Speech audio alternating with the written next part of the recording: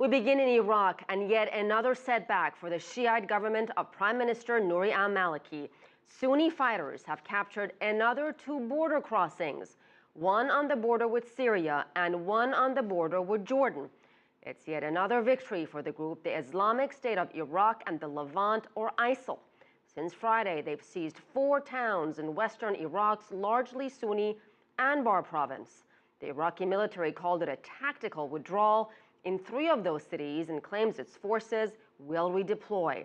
In the meantime, the government released a video that's set to show airstrikes on militant hideouts in Mosul, Iraq's second largest city. CCTV's Tony Cheng has the latest from northern Iraq. We understand they have been making airstrikes, limited airstrikes, because we understand their stock of particularly Hellfire missiles has actually run out at this stage. But they said they were able to make a couple of strikes and kill 40 militants. However, other reports we've heard on the ground say that they struck a petrol station and killed an unknown number of civilians. Now, at this stage, it's very difficult to confirm either the government side or any other casualty figures we've heard. It's very hard for journalists to get in there. There's very little unadulterated information coming out of these areas.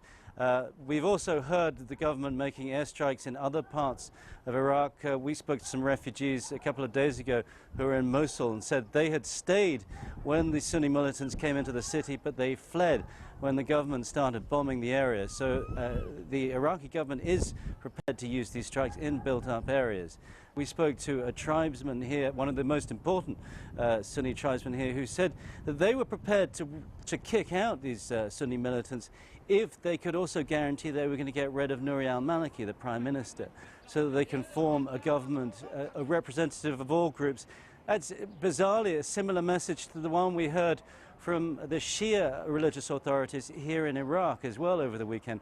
They said a government must be formed, and it must be one which is representative of all groups. So I think at this stage we're hovering on the edge. There's the potential for many people to get involved in this, some of them willingly, some of them unwillingly. But I think one of those things that John Kerry will be trying to do is to try and avoid that happening and pull everyone back from the brink.